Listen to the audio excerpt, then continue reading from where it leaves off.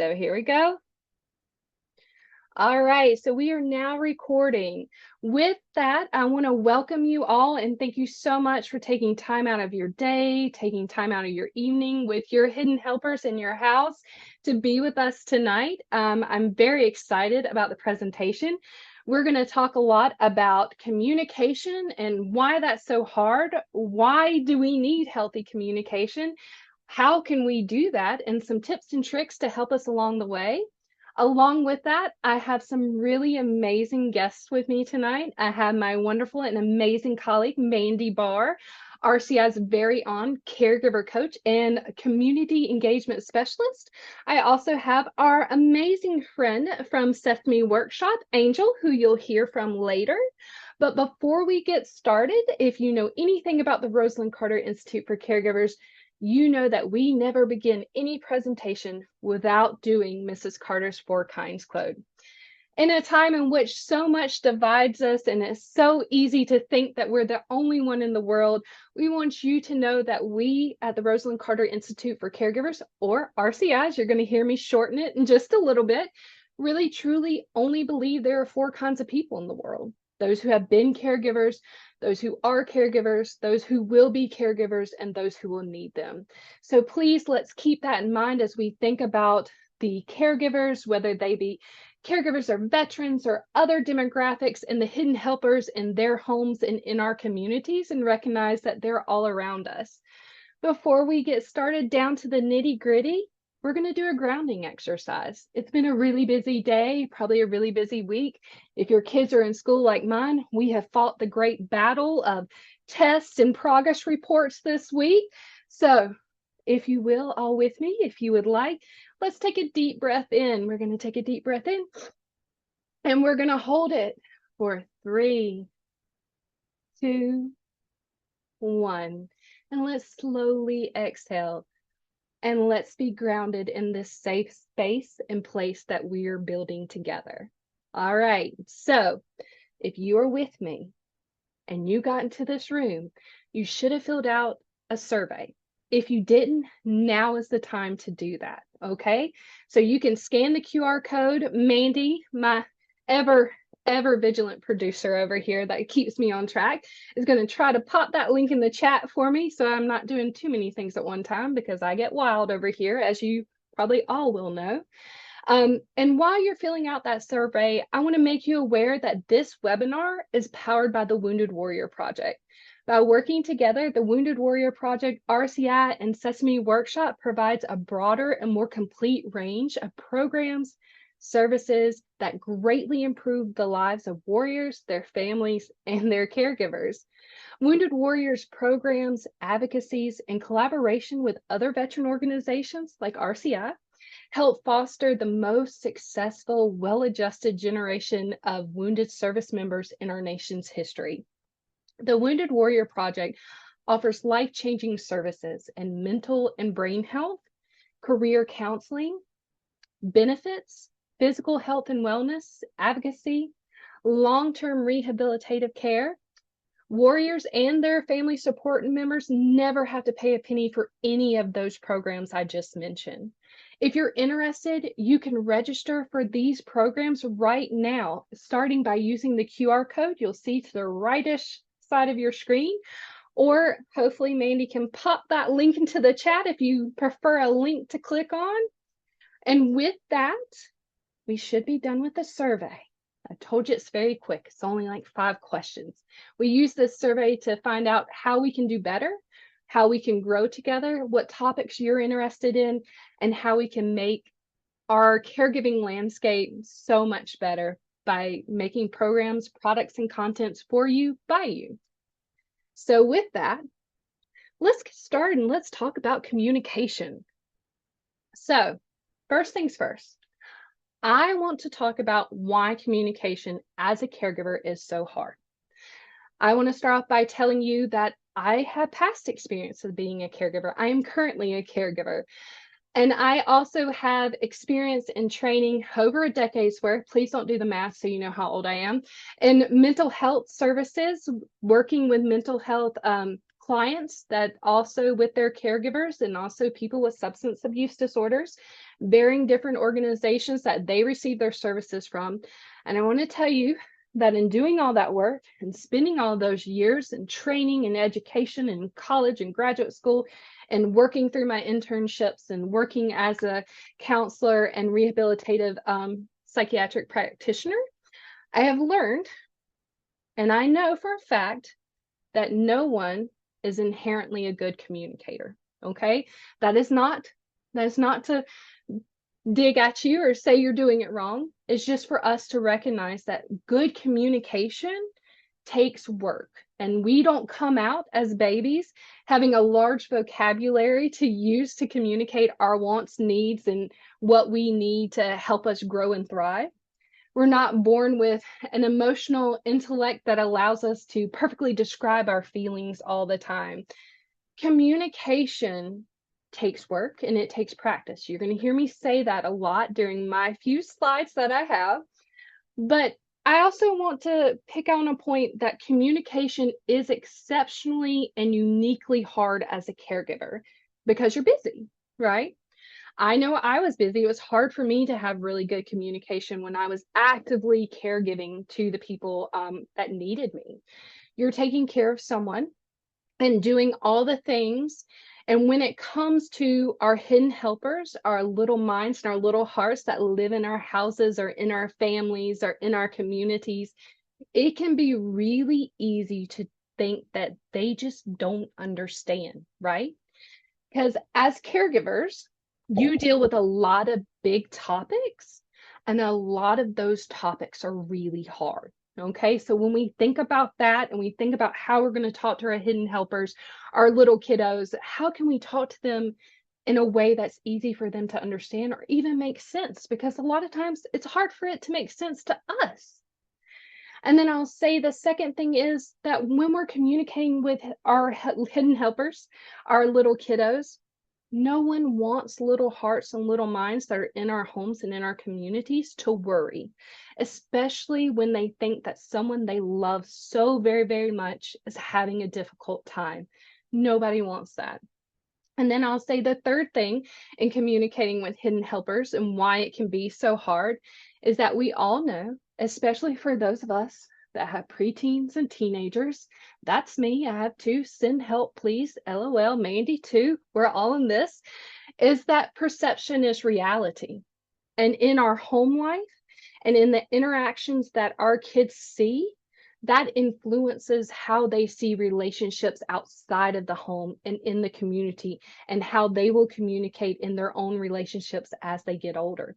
So we desperately, as people that love hidden helpers so much and are doing this caregiving work as well, we desperately want that perception of reality to be what I lovingly like to call the Instagram filtered perfect, right? We don't want them to see our messy internal closets where we just throw all the hard things we don't have time to think about and try to figure out what that means to us and try to close the door. So I often think about when we talk about hard topics and we talk about communicating our feelings and communicating about those hard topics, I oftentimes think that we all internally have a closet, and that closet can be very nice and neat. And sometimes that closet gets very messy and things are filling off the shelves. They're falling everywhere. And we're just trying to get the door closed as quickly as possible because we just want to breathe.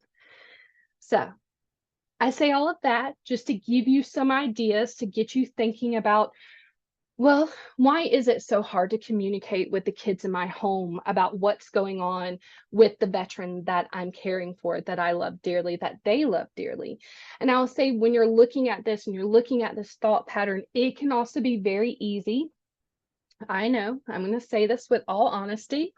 It can be very easy to see it as a doom and gloom situation, right? It can be very easy to go down that path. But I'm going to steal this from you, Mandy Bar, but I want us to pause for a cause, okay? Because we have to realize that while our kids, our hidden helpers are learning and growing in our home, we too, as caregivers, are learning and growing. We are constantly learning new things about ourselves, our caregiving role, who we are outside of that role, who our kids are when they're young caregivers in our home helping us, who they are outside in school with their friends. It's okay. We're all learning, and it's okay not to be perfect. I'm going to say that one more time. It is okay not to be perfect. I have worked with people in the worst of the worst situations for over a decade, in multiple different facets, and I have yet to find someone that claims to be a perfect caregiver or a perfect person in general. So they just don't exist, okay? We are human. We are allowed to make mistakes. We are allowed to grow and learn and thrive. And sometimes that just takes trial and error, okay? And that's okay. That is perfectly fine. What we're going to do today is we're going to talk through some specifics of how we can think about communication with our hidden helpers and what can we learn from their perspective and what they're thinking, okay? So, we talked about why communication is so hard as a caregiver. And I really want to touch on a point that when I talk about communication, I talk about any type of communication. Okay. So that can be being very aggressive with your communication style and how you talk. That can be seeming very hostile, very angry. As my kids like to call it, mama mad. It's the mama mad time. She's real angry and we don't know how to talk to her. That's a style of communication. But really, what we want to do today is we want to understand what's the difference between just communication and healthy communication. So I'm going to tell you why healthy communication is so hard. So everybody can communicate. We learn to communicate as infants. That's part of our evolution. That's part of growing up. That's part of gaining intelligence and learning how to read, write, and all those good things.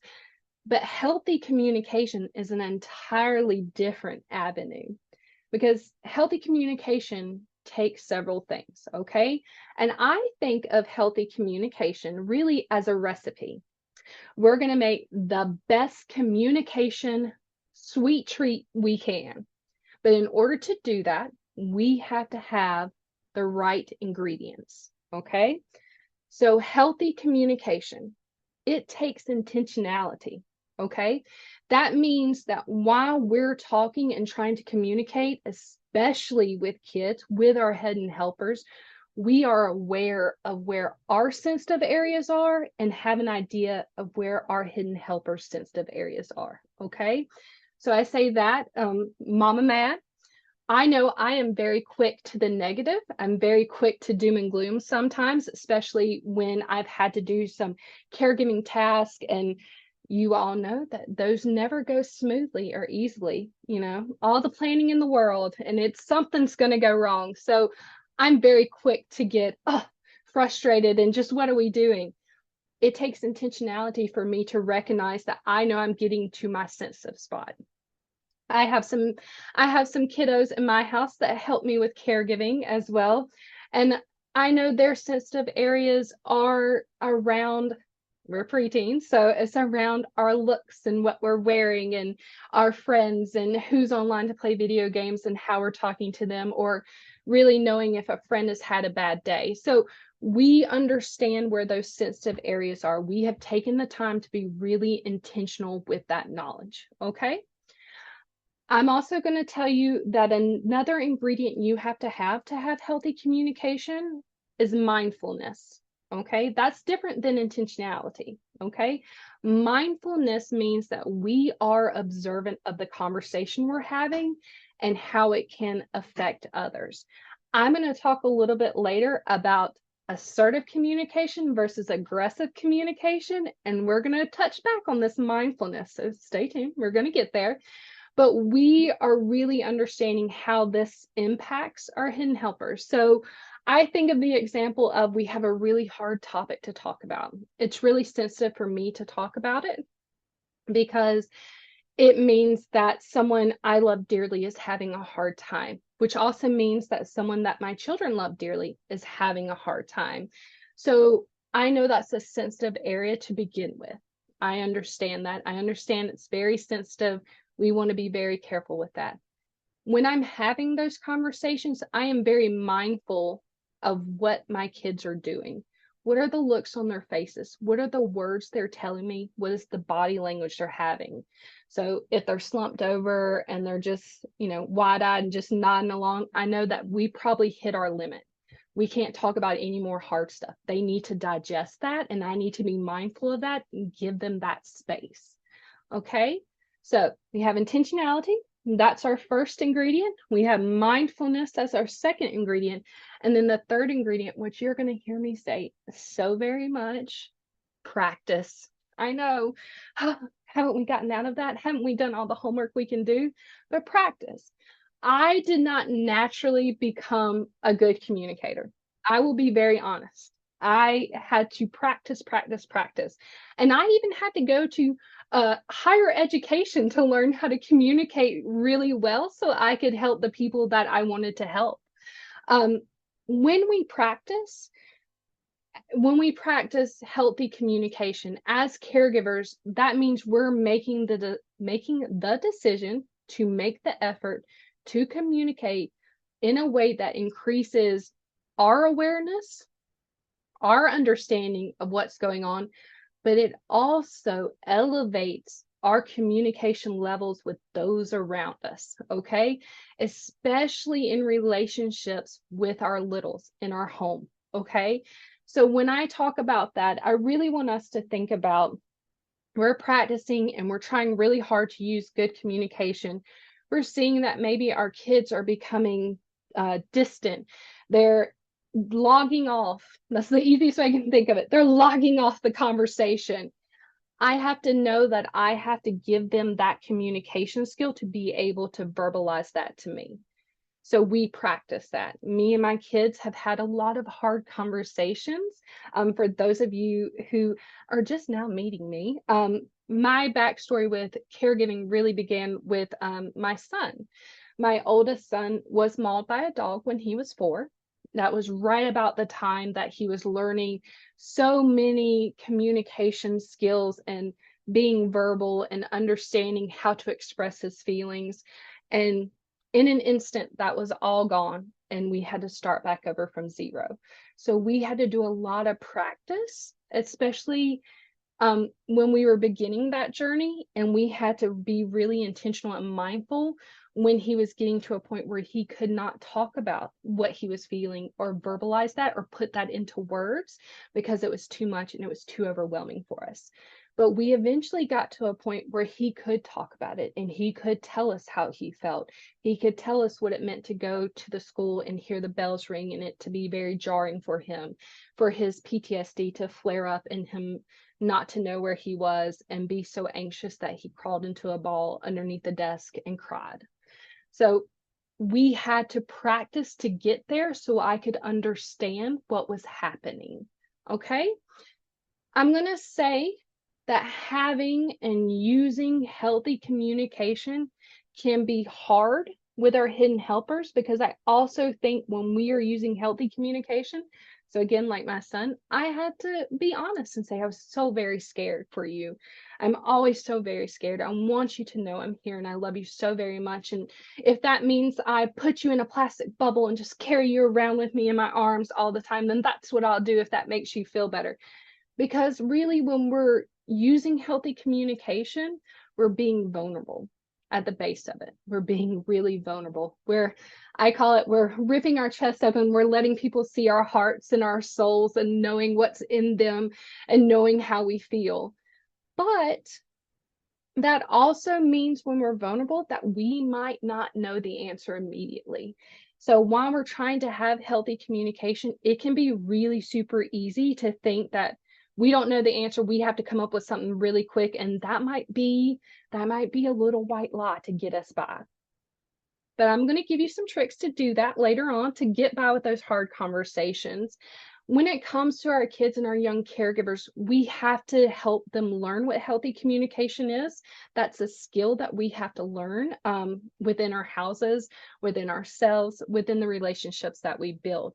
And that can be hard. But remember, we have a recipe for success. So you're being intentional, you're being mindful, and you are practicing. You're being vulnerable and putting yourself out there so you can have this conversation. Okay?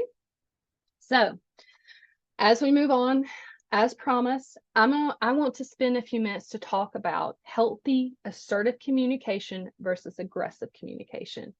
When we look at the kids that we have in our communities, in our society, in our world, it can be really hard to understand healthy communication and healthy assertive communication, okay? So we want to ultimately, at the end of the day, equip our kids with enough skills and tools and all the armor that they can have so they can not only talk about hard things in a healthy way, but they can also be assertive in that communication, also in a healthy way. So when we talk about assertive communication, we really mean that our kids are able to ask for what they want. I need to know what's happening. It is socially appropriate. So we're not shunning our kids. We're not saying, oh, you can't ask that. You can't say you need to know that. No, those kids are part of our relationships. They're part of our dynamic. They're pieces of us. They're hidden helpers. They're caregiving too, right alongside us. Remember, caregiving is all around us. We are only one of four kinds of people. So we need to make sure that we're allowing kids to talk about that and say that that is socially appropriate. I need to know what you want in order to match you up for the services that you need and help get you what you want to do. I also want to talk about aggressive communication. I was about to say assertive communication. I was like, no, that's not right. Aggressive communication.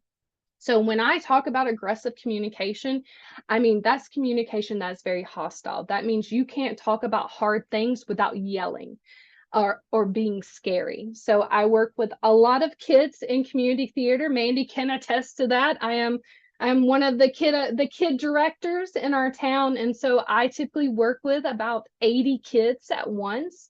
And so I hear a lot of, I hear a lot about what happens in the houses and what mom and dad and grandma and all's going through. And a lot of times when kids are having a bad day, it's because they feel like somebody yelled at them or they made somebody angry.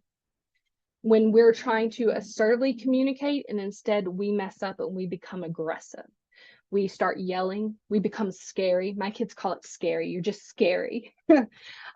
We become hostile. We're not really allowing our hidden helper to communicate in a way that makes it feel genuine and authentic.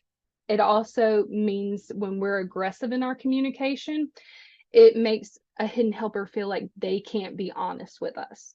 And really, truly, at the end of the day, that's what we want. We want our hidden helpers to feel like they can be honest with us, especially if they're feeling uncertain, unsure, anxious, or scared. We want to make sure that they can come and talk to us. So, while we're on the topic of healthy communication, I'm going to give you some little tricks and tips right quick. So when we're using healthy communication, healthy assertive communication, I want you to be aware as the caregiver, as mom, dad, whoever you are out there wanting to know how to communicate with your hidden helpers, that you can't forget about the nonverbal cues, okay? Some of the easiest ways non-verbally that you can make a child, a little heart, little mind, little soul feel warm and welcome is using your eye contact. So like I said, I work with a lot of kids outside of here in my my community life. I was about to say in my fun times that I have. And in that, we have a lot of different things that come through. So a lot of the kids that come to the theater are coming because they want a safe place and a safe space to be. A lot of those kids have special needs. And so when we used to direct, and sometimes directing is aggressive communication, right? If you've ever been in a theater, you know there's a director saying, no, go stand over there. We found that that didn't work with kids, that they just shut down immediately. So what we had to do is we had to make eye contact with them. We weren't glaring, we weren't staring, we were matching their facial expressions. So if they were happy and they were excited, we were smiling and we were so excited to hear what they were going to tell us. If they were having a bad day and they needed someone to talk to, we would make sure we were down on their level. We would show them our hands so they could hold them and see that we're safe and that they could tell us anything and everything they needed to. Remember, nonverbal cues are really important, especially when you're talking about hard things. You're trying to get a little heart, little mind to understand, a hidden helper to understand what's going on. I also say with that, you want to make sure your posture is really good. Okay. One of the biggest things I see in nonverbal cues that completely detaches a child from coming to you and you being able to have this conversation with them is your posture. So if you're slouching or you feel closed off, so your arms are folded or you have your hands and, tucked into each other, that signals that you don't want to have this conversation. You don't want them to ask the questions. And then they ultimately feel like they can't come to you. And that's not what we want. We want them to come to us to be able to talk to us. Okay. So make sure that whatever position you're in, so if you're sitting up tall, you're not slouching, you're not closed off, your arms are open. We're very comfortable. We're not scared because we're practicing healthy communication, right? So we're not scared about what's coming at us. And then also, like I said, we need to match facial expression. So I say, if your hidden helper's coming to you and they're so excited, they can't wait to tell you something, don't frown, don't scowl. Even if it's been a super, super hard day, don't do that. Be open, smile, be excited with them. They want to tell you something really good. And sometimes in a caregiver world, I just need to hear something really good. Like you got a sticker or your friend shared their Cheetos with you or any of those things. We need to match facial expressions. Okay. Now I will say if your hidden helper comes to you with a harder topic, let your facial expression be neutral. Okay, don't frown, don't scowl, don't smile, because then that signals you're not taking that topic seriously. We want to be open and natural. Okay, we're accepting the information and we're here for them. Okay, it's also important, and I think this is a really cool thing to use, not only within your one-on-one relationship, so I'm talking about you talking to your hidden helper, to use these styles of communication, but it's important for you also as a caregiver when you're out into the world with your hidden helpers to be able to have that so you can understand if something is not going right. So I say that in the world of telehealth and doctor visits, we can really use this as a way for our children to be able to say, like, this isn't right, this isn't working for me, I need something else. We want them to be able to advocate for themselves, to be able to talk about what they need. Okay. I think about this a lot in terms of, I love little kids. I love them. I love working with them. I love how they just blossom and just tell me all the most wonderful things. But I also recognize that they will be adults far longer than they will be children. So being able to equip them with tools and skills to let them have healthy communication and assertive communication will go a long way in their life. Okay. So with that, as promised, I'm going to give you some tips for talking about some hard stuff. Okay. So remember, when you're talking about hard stuff, remember that it is just that. It's hard and it takes practice. I am not naturally good about talking about really hard things. Manny can tell you I'm sunshine and rainbows. I like positive, optimistic things. So when it comes to talking about hard things, I have to really dig into myself and really look at what practice I have done and what has worked really well for me. Okay. So with that, you have your recipe for success for healthy communication: intentionality, mindfulness, and practice. So here's three of the biggest things you can do to help you start communicating hard things with your hidden helpers. Okay. So number one, I'm going to tell you to be honest. And I know that sounds kind of funny, right? Like, well, aren't we always honest? We're not. Don't lie to me. Don't lie to me. Be honest. If you're uncertain about what the future is going to be or what's happening, you got to be honest. Because if I know anything, kids are the best lie detector there is, and they can see through the pretending. So it is okay to not have all the answers. I'm going to say that again. It is okay not to have all the answers. The most important thing is that your hidden helpers know that they have you, that you're going to find the answers together, and that you love and care about them, and they will not be alone. Okay?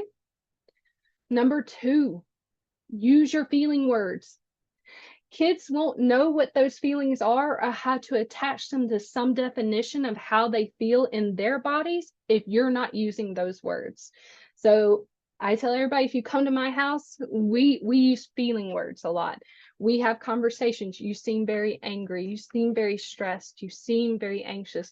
Well, you seem like you've had a really good day. You seem really joyful. You seem really happy. Come talk to me about that. Okay?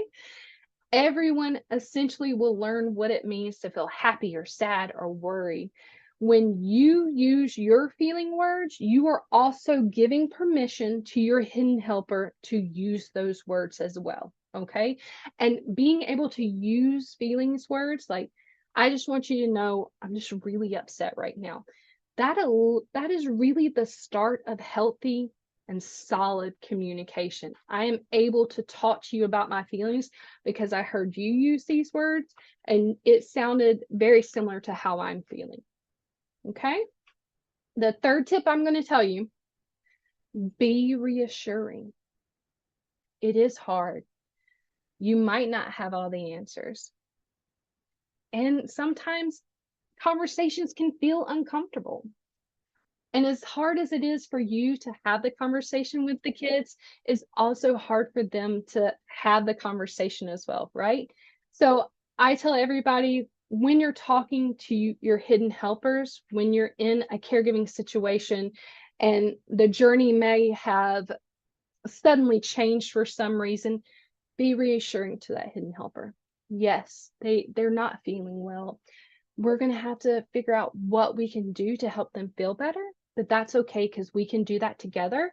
And I know you love them and I love them.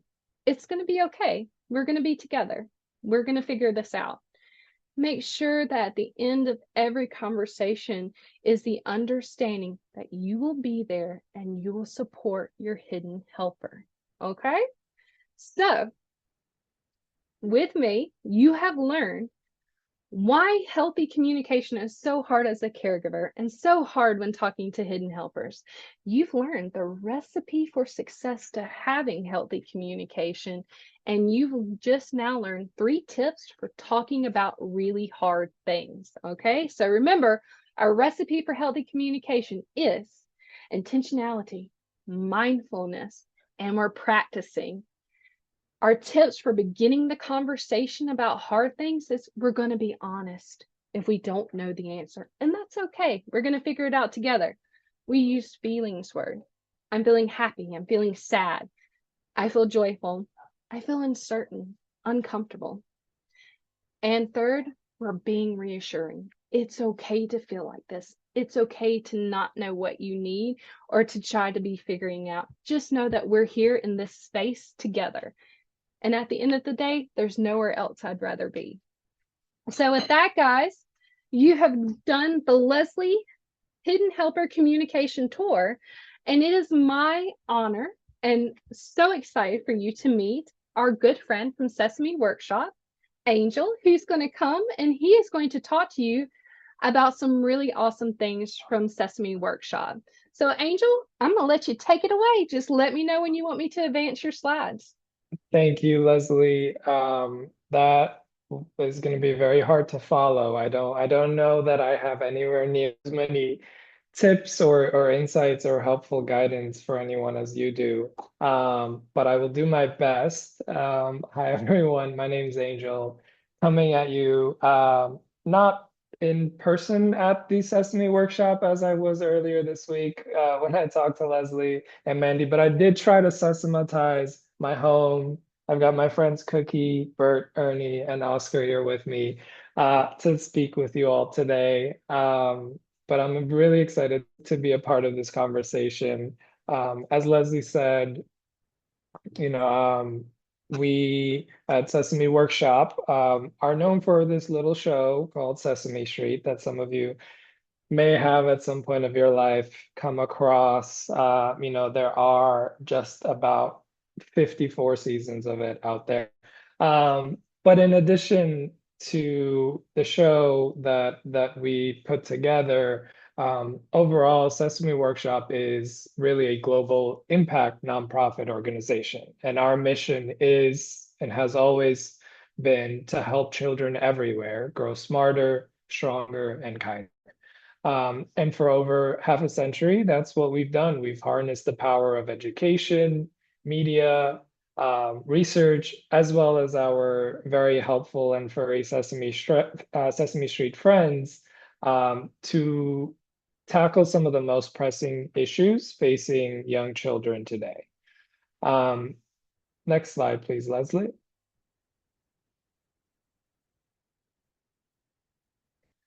From preparing children for success in school and promoting emotional and physical well-being to some tougher topics like displacement and grief and parental addiction, we create research-based media resources in a variety of focus areas like language and literacy, autism, and of course, through our Sesame Street for Military Families initiative, resources for military families as well as veteran families. And so that is why I'm here today.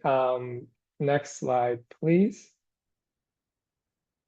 Over the last year, we too partnered with Wounded Warrior Project to develop a new set of bilingual digital resources featuring our Sesame Street friends to support the emotional well-being of young children and their families within military and veteran caregiving households.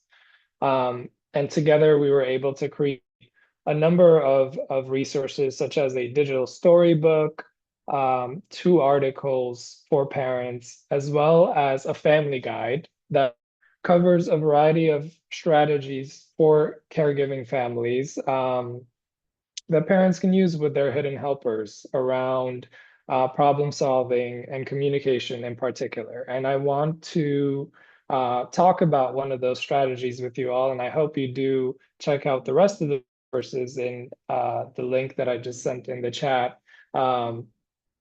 Featuring our one of our lovely Sesame friends, Rosita, and her family. For those of you that may not know, Rosita herself is a hidden helper. She is in a caregiving household. Her father, Ricardo, is a combat injured veteran who is now in a wheelchair, and Rosita, together with her mom, are his caregivers.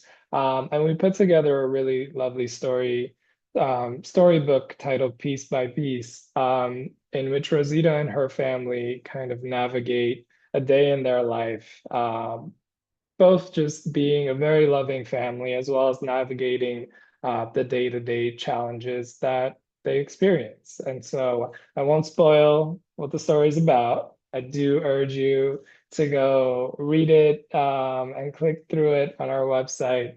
But I do want to talk about the family guide, Taking Care of Us, and the strategies within it. Next slide, please. Or actually, no, not, yes. Thank you, Leslie. Sorry about that.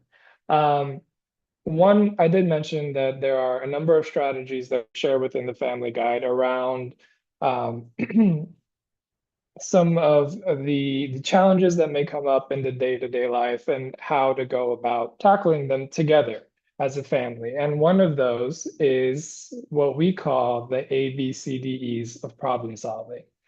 And this is really a strategy that recognizes that every family faces a challenge from time to time. There's no one out there who's got a perfect family that has no issues and they never fight.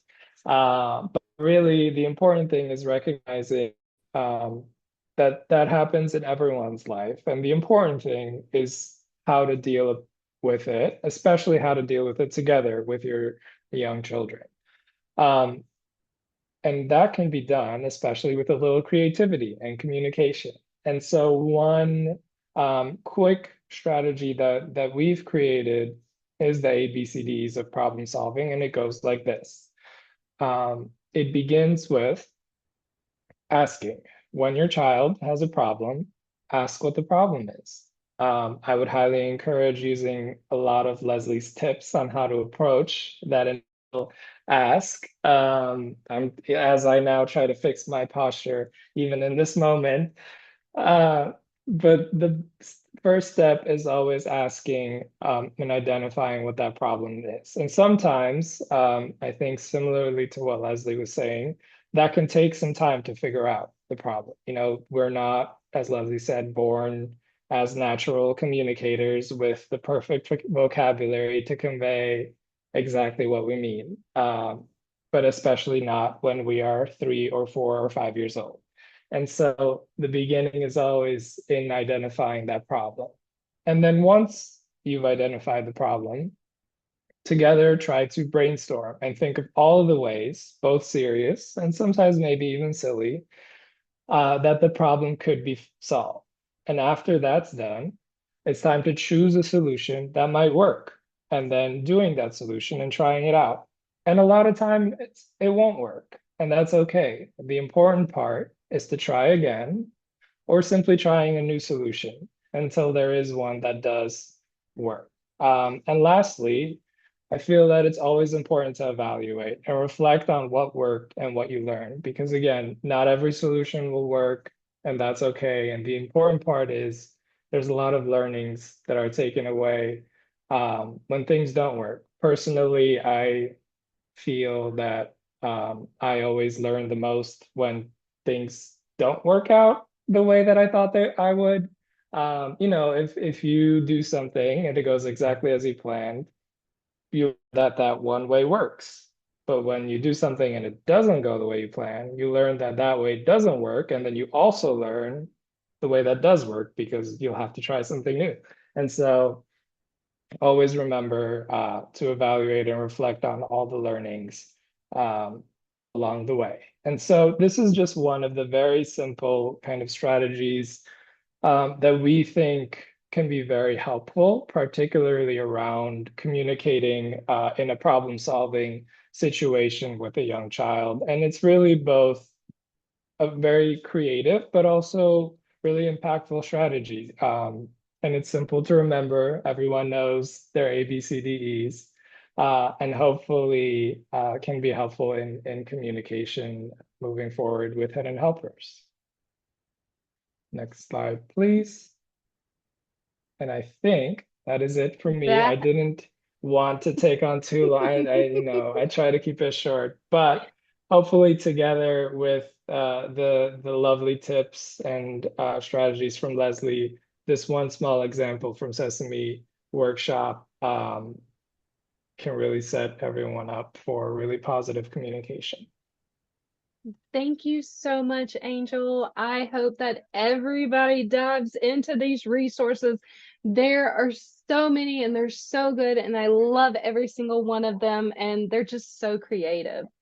With that, guys, we are coming up on our time. Gosh, that hour flew by, right? See what happens when we learn how to communicate together? Well, since you made it this far, I must ask you to do one last thing for me, and that's to fill out our post-webinar survey. I was about to say souvenir. It's a survey, not a souvenir. Really, really, really quick, just to ask how you felt about this topic. It allows us to know how we can do better, how we can edit things and reconfigure things to give you what you need and to help you have a long, wonderful, healthy caregiving journey. We want you to thrive and grow not only as a caregiver, but outside that journey. So we want to know how we did. So if you scan that, Mandy put the link in the chat. Please go and fill that out. What we're going to do next is I'm going to give you all a big thank you, but don't go because we got something special coming up. So thank you so much for your time, for your patience, for being here in this moment with me. And I am so grateful for each and every one of you.